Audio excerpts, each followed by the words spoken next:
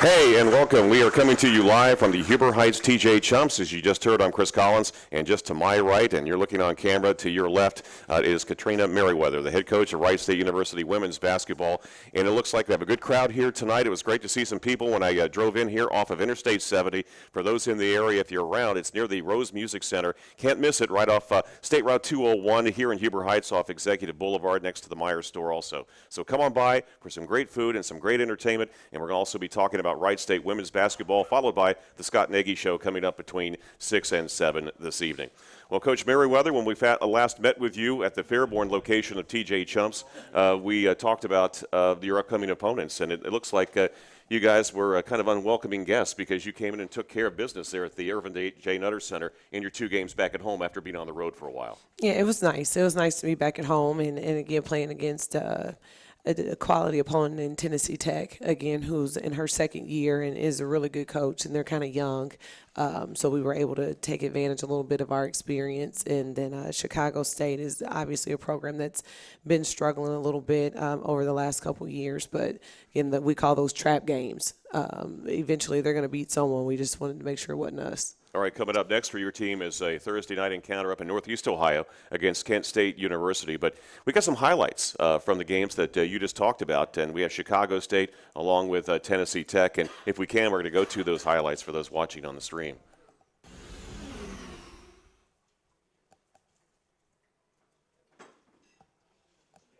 Looks like we have somebody hitting from the corner. Mackenzie. I know it's kind of a strain for us, Coach. I know it's hard to see the monitor here, so. It's okay. I know that jump shot. That was Mackenzie. And that's Emily driving into the hole there. Creating some turnovers in this game. For sure. It took us a minute, I think, to get going, and everyone knows that defensively I've been complaining a little bit, and so we've been trying to pick it up. That was Tyler Frierson, our freshman from California, who's been getting some minutes off the bench here. Well, some good looks inside. Mm-hmm.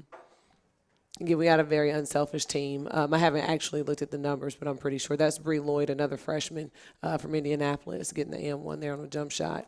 But I do believe we're far ahead assist-wise than we were a year ago. Getting some good looks from outside, and I know you like to get the ball inside. Boy, that's Vogelpohl, right? That is. No, it's not. That's okay, Taylor. Okay. No, that's Vogelpohl. Yeah, she's dishing it off there. It's just the highest percentage shot for us. There's no question. And we've got some people who can make it. That's Bree Lloyd making a 3 from the perimeter there. But we always talk about driving it, laying it in, taking the highest percentage shot we can get. You like seeing something like that? You can go from one side to the next and you can get a reverse layup. For sure. For sure. We had a couple of them this weekend. Chicago State? Yes. Simone Simmons came out with her first 4 points, really aggressive, attacking the basket. And Lexi's always Lexi. That's Chelsea, actually. Yep. Those 2 ponytails got me confused. And that's Deja Evans getting a short jump shot. Again, we're trying to get her to play at the right pace. Got to speed her up a little bit, but she's really talented. And there's that freshman again, Bree Lloyd. It's probably nice to be at home again. It's really nice. Again, we have great family support, and we have some very loyal fans that come out every game, especially when we're at home. And that's really nice to see those familiar faces.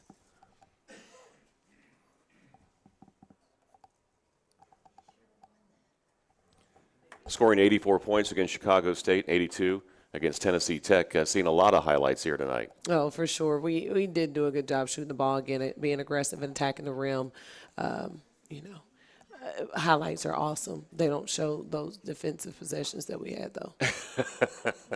Those are ones you have you show to your team, then, I'm sure. Correct. You like to see the aggressiveness on offense. Yes. Now, there was Lexi getting her offensive rebound. Again, that's her best offense right there. There's some defense for you. It is. Simone Simmons denying the ball up top, which, again, is something we emphasize. So that always makes me happy.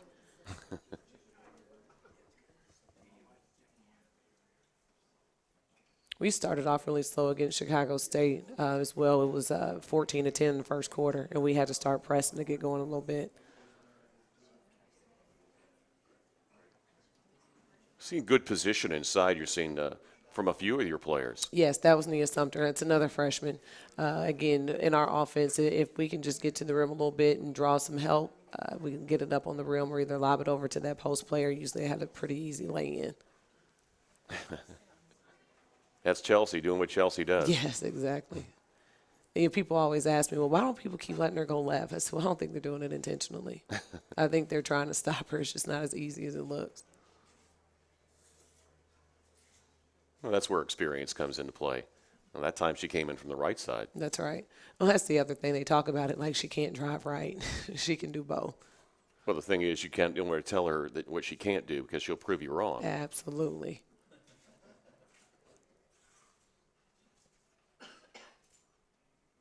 Team feel like they were pretty good flow offensively.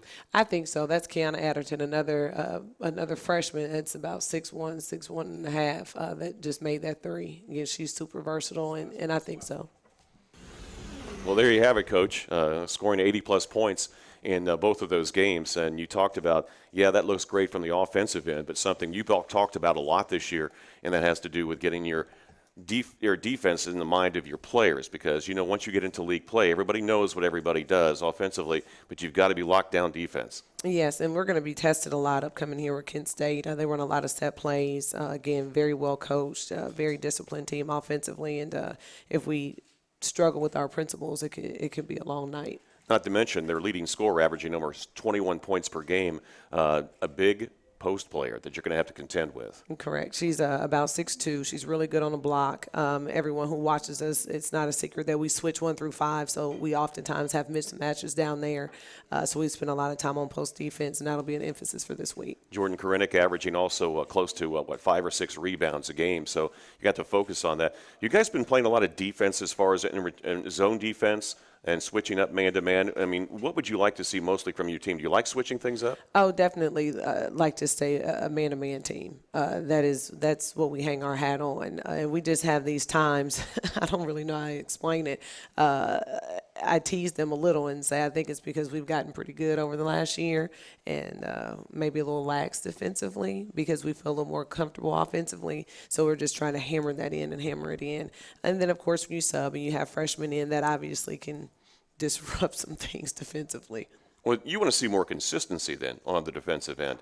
Did you see some of that in these last 2 games against Chicago State and Tennessee Tech? Some of it. And again, I think that we put together some pretty good games this season. But what I would like to see is for us to put together a full game defensively. And our team likes to score. I've said that from the beginning. We move the ball around really well. Our freshmen are very talented offensively. But we just really have to continue to commit to defense so that we can keep being better at it. Something you and your staff talk about after every game. Do you watch video afterwards or do you wait till the next day? No, I don't. I am a right after type of person and literally watch every single possession, write down what happened, what I like, don't like about it, so that I can make sure I have an accurate perception of what's happening and not just what I think happened. Defensively, you go back a lot and you think something happened, and then you realize that when you watch it, like this actually happened. So I think it helps our players to know exactly who's accountable for what mistakes so we can get it corrected. Well, they hear these things, and you hear them over 2 or 3 times. What does it take as you as a staff to get that into their heads? I mean, you can practice these things at a different speed, but when game time comes, it's a whole lot different. What can you do to try to help, especially the younger players in their defense? Well, I think what we've done more than we did a year ago, because we're a little deeper, is we've had more reps, and we're still working on that stuff. See, at some point, you get closer to December, January, and you start doing team stuff only, scouting, and then your 5-5 execution. But what we've done is taken some extra time and continue to do some of those breakdown drills defensively so our kids can keep getting reps and they can keep getting better as the season goes. Do they communicate that back? Do they talk with you and they say, okay, how can we get better? Is it something you have to constantly pound in their head? No, not at all. Our freshmen, they'll come up to you after practice when they know we have a big thing about giving up middle drives. They're like, Coach, I gave up a lot of middle drives today. Can we do a drill or 2 tomorrow? And so that's kind of how it started, that we continue to do it throughout practice instead of just doing 5-5 stuff because they actually asked for it. That's more than half the battle, though. I mean, if you get your attention right there. So that's very, encouraging, I would imagine, from a coach's standpoint, if they know what it takes to get better, because as you tell them, once league season comes, it's a whole different story. It is completely different. I've been talking about shrinking this bench here for the last couple of weeks, and again, we're still kind of waiting for a couple people to separate themselves to see what we really have when we play tough competition, and hopefully, again, we'll have another test that'll help us define that here. All right, the team is 6-2 right now. You've won 6 out of the 8 games. Are you at where you want to be at this time? I would imagine, yeah, there's things you got to work on, and we've talked about those things, but pretty much overall through 8 games, are you fairly pleased with your team? I'm pleased that we've continued to get better. I think that that's what's most important. No one wants to peak in November and December. So I think that what we're finding out is that the more playing time that everyone's getting and the more minutes that they're getting is a cohesive unit, that we are looking better and better every game. So that is encouraging. Playing time. Did they ever talk about that with you as the head coach, or is it something that they kind of say, hey, coach, I just need a little more time. I got to be out there. Well, of course, that's what they say. They say, Yeah. hey, all you got to do is just give us some more time. Or you say, well, you have to do better. And they're like, well, put me in the game. I'm like, well, it's more than that. Like, you got to practice hard and well in order to get better for me to have confidence that you can do it in a game. It doesn't just happen where we say, oh, just put you in a game and let's see what happens. So we've had to communicate through that a little bit with the freshmen. All right, Coach Merriweather, stand by. We're going to be back after this messages. This is the Katrina Merriweather Show. We're talking Wright State University women's basketball. We'll be back to the Huber Heights location of TJ Chumson when we continue. This is Wright State University basketball. Hi, I'm Bob Grody, class of 1976 and former Raiders player and coach. Did you know that once you're a Wright State grad, you're automatically a member of the Alumni Association? As a member, tap into the Wright State Network, attend a local alumni event, and earn discounts and special offers. Log on to wrightstatealumni.com and make the most of your membership. Thank you, and go Raiders.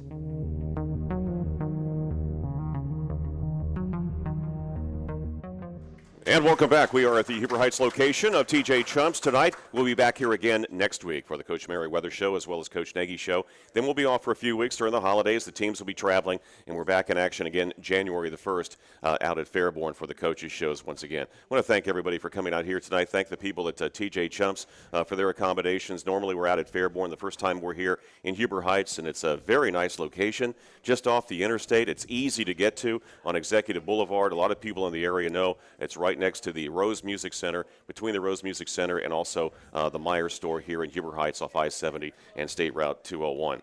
Well, Coach Merriweather, we talked about your last 2 opponents. We talked about Kent State a little bit coming up on Thursday. We get closer and closer to the league season. We all know about, and the fans know about, this outstanding player that you have, the preseason favorite for the Player of the Year in Chelsea Welch.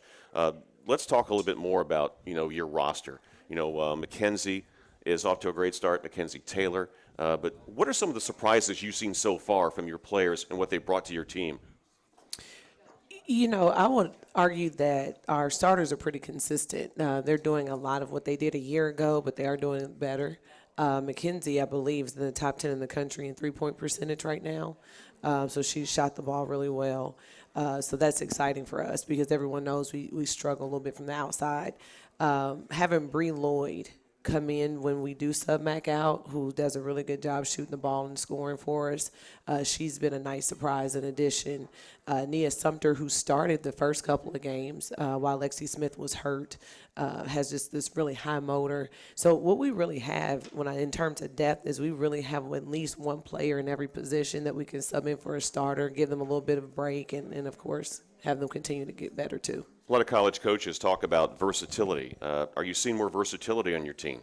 Well, again, people ask me about Mackenzie Taylor, and she's undoubtedly the most improved player from a year ago.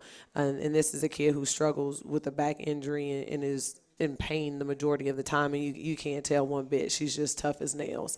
But she's added some things to her game where she's not just a shooter. She gets to the rim. I actually run plays for her. The mistake a lot of opponents make is they put their worst defender on her. So when we run plays to her, she actually has a better chance to score sometimes more than anybody else.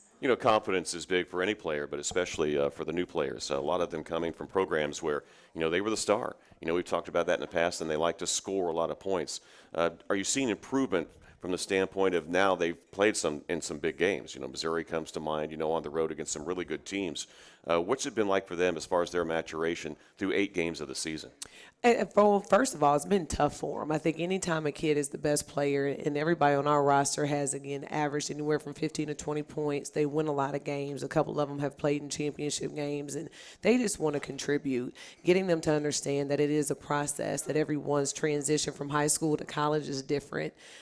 So there's some, again, Nia Sumter, who has a really high motor and plays in the post. Sometimes that transition's a little smoother defensively than a Kiana Adderton, who is 6'1", who's used to standing in the paint, blocking shots, and now she's guarding perimeter players. I think that patience and trust in the process is something that we talk about a lot. Okay, but off the court, you talk about the big post player that you have. She's from a long distance away. She is. What's it like for them? Because let's face it, I don't care. You're going to get a little homesickness, wouldn't you? Well, when we signed them, again, Tyler from California and Nia and Kiana are from South Carolina, I created the schedule so we'd have a little bit of a break after that tournament in Savannah. So they all went home for good. 2 or 3 days, and they needed it. They needed a home-cooked meal. They needed a hug.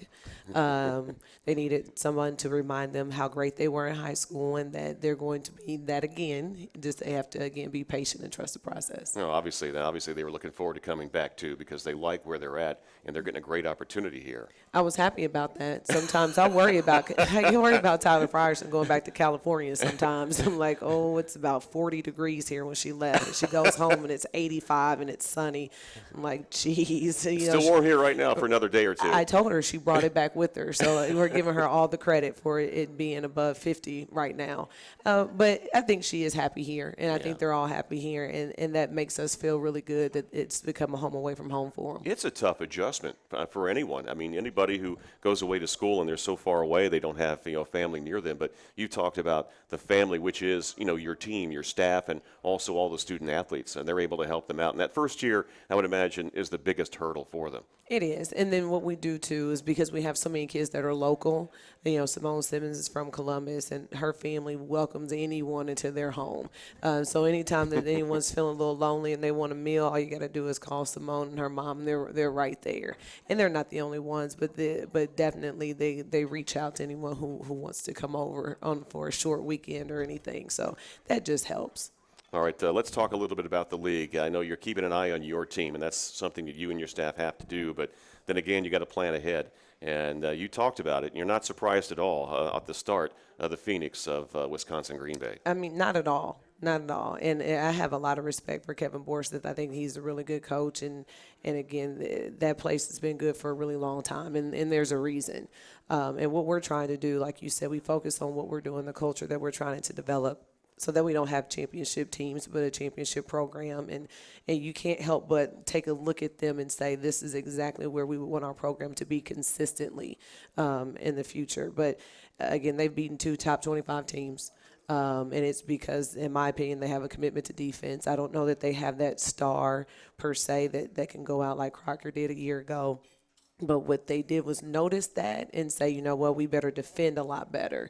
And so people are really struggling scoring against them. The Wright State program, as everybody knows, has gotten so much better, and you guys are up there to compete. We all know about Green Bay, and for the longest time it was just Green Bay, and nobody else. But now there's even more. You talked about there's some more balance in this league. Talk about some of the other teams and how well they're doing. Well, University of Milwaukee, again, whose head coach is from Indianapolis as well, that I played against in high school, they just beat Northwestern. So they're playing well right now. You've got IUPUI, who is doing really well right now, too. And then, again, I keep saying Oakland has the most talent. They have a really tough schedule. They've played a lot of really good programs here, so their record can be a little misleading. But if they get all those players clicking on the same cylinder, just absolute danger. And so, again, do I have complete confidence in our ability to execute a game plan and to be successful against those teams? Absolutely. All right, Coach, we're going to take another break. We'll be back with more of the Coach Katrina Merriweather Show, talking Wright State women's basketball. We'll have more after these messages from TJ Chumps in Huber Heights. This is Wright State University basketball. The dreams of Orville and Wilbur climbing up over the silver lining seemed to many a waste of time trying. But before others could find it, the science behind it, the brothers were flying. They might think leaving our feet would be a feat too steep, but not for the dreamers. They might say there's no way, it's better to stay safe, but not for believers. At Wright State, our goal remains central. We are the pioneers of potential.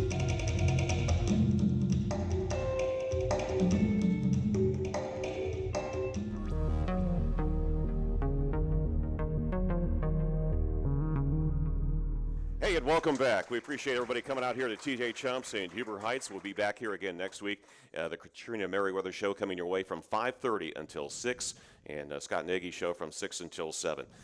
Coach, we talked about your team, talked about the upcoming opponent, which is Kent State, this coming Thursday on the road, but a couple of other things that we'd like to talk about too, and one of those has to do with the new group of signees that you have coming in next year. Yeah, we're really excited about them. One is Anijah Harris. She is a 5'8" shooting guard from Columbus, Ohio, that plays at Gahanna Lincoln, who has started off really, really well this season and shooting about 40% from the three. So again, we're happy about that. And then Angel Baker, who is a tremendous point guard out of Indianapolis, plays for Pike High School. They played for a state championship a year ago. People are fully anticipating them getting back there this year too. And then come Christmas time, we've got a kid by the name of Tanisha Dixon coming from Canada who has a really neat recruiting story because I went down to visit her at Midland Community College, and then she decided she wanted to stay down in Texas and went to another school down there and then had a coaching change, and she calls up and she says, hey, I'm leaving. Would you still be interested? Like, yeah. Well, yeah. Actually, I am. So that'll help. She reminds you a little bit of Lexi. She's an undersized post, but she's thick and strong, and again, a really good kid looking for an opportunity to finish strong. And that brings up a great point in recruiting. It's something that you have to stick with all the time because you never know. Maybe they decide to go somewhere else, but you stay in contact, you leave a good impression, and something like this can happen. There's no question, and everyone knows recruiting for most people, I believe, and definitely for me, has always been about relationships. And again, just calling people when you don't need anything, keeping in contact with people, and making sure that they know what your program stands for, not just on the floor, but in the classroom and developing, growing young people. You like the class breakdown now as far as where they're at, freshmen, sophomores, juniors, because you're losing big time senior this year in Chelsea. Do you like how everything's broken down right now, and you guys have that plan? I mean, you got everything in place. I think I like it a lot more now. Okay. We historically have just been really bottom heavy, where we've had a lot of freshmen and sophomores and just a couple of juniors and seniors. And after this year, when we graduate too, we'll have 3 or 4 in every class, and I think that'll be a little more doable for us. Not only do you work on preparation for games, Kent State coming up this Thursday, but your staff heavily involved too, in recruiting. I think we've talked about it, and a lot of the great fans who follow both the men's and women's programs, it's very difficult. You know what it was like, being an assistant, and you have to establish that pipeline in certain areas. And it sounds like, you guys are reaching out, from the areas which you're really strong in. And I know you've always been strong in the Indiana area, and you talk about the talent that comes from Indianapolis. It's good to have those bases where you're at, but also once your word gets out there and people know about your program, you can go out even farther. No, there's no question. It's how you end up with a kid from California and 2 from South Carolina. It's just the relationships, I think, that you maintain. And when people say, hey, I've got this kid and her grandmother just moved to Kettering, so I was thinking about you, give you a call. I think that's how you get a lead on a lot of players that are out there. And my staff does do a phenomenal job. They do a great job of covering a lot of area in a very small amount of time. Do you, I have to ask this question, do you have meetings which specifically are focusing, on recruiting, even during the season? Well, definitely I do. I don't know what a lot of people do, but to me, it's just the lifeline of your program. Trust me, we practice, we watch film, and we do X's and O's and all that stuff, but I always tease Keith and tell him, I like the X's and O's. I prefer the people that are running them to be really good, though. That would be helpful. Again, I don't think coaches all of a sudden become bad coaches. I think that they lose really talented players, and ultimately that has an impact on you. Coach Merriweather, a couple minutes left in the program. We talked during that last break about the upcoming Horizon League women's tournament. Now, last year, the men's and women's tournament held at the same time last year at Joe Louis Arena, and no longer. They're going to be moving over to the new Little Caesars Arena, and both the men and women will be playing there again. It's a great opportunity for your team to be in a great showcase for your team this year. It is, and one of our big emphasis is just trying to get a lot of fans out there. I think that when you play in that big of an arena, again, to host the Pistons, and we went to, the league brought us out to a professional hockey game, which had been my first one, so it was really pretty cool. I think that what they need to see from us is that there's a lot of support for our programs in the Horizon League, so we'll be making a big push for that in the Detroit area, and then, of course, all of our fans here trying to encourage everyone to make that trip. What's it like, for the players? I mean, it's an opportunity to be in a tournament-like atmosphere, and this year, you got used to it. It was at Joe Louis Arena last year, and it was, you had to get all the games in. It was always constantly busy, both the men's and women's scheduled to play during those few days that we were up there. And for your team, now moving to this new venue, could be a lot of distractions for your team. Is that something you talked about? Not really. Again, we try to control what we can. I don't spend a lot of time thinking about things that are out of our control. But the conference tournament itself, because it wasn't always like that. It was the first 2 rounds were the highest seed hosted. And again, Mike Redberry was a huge component of this is not an experience that we want our kids to have. You want your student athletes to have an actual conference tournament. And so through all of his polite talking, I think that they decided that was a good idea. And I think he had a lot to do with that during his time here. Well, the contract is for 3 more years. After this year, it'll be 2 more years coming up in Detroit. Be interesting to see, what direction, the league would like to go in, and also the individuals, putting up in the program, putting up the tournament. Is it something you'd like to see there, or would you like it maybe rotate to another city? I think that Olympia has done a really good job of making us feel at home. Again, that arena is really, really big. It's going to really depend on the support that we're able to get there. I think that if we're not, there's a chance that we would end up moving around a little bit. So, yeah, I'm game for whatever gives the atmosphere to the kids and their experience. Coach Merriweather, we've run out of time again. It just goes so quick. Congratulations. Your team is 6-2 to this point. You got a big game coming up against Kent State on Thursday, and best of luck to you. Thank you very much. All right, stay with us. Coming up next is the Scott Nagy Show. We're talking Wright State men's basketball. And if you're in the area, join us. We're at the TJ Chumps location in Huber Heights. This is Wright State University basketball.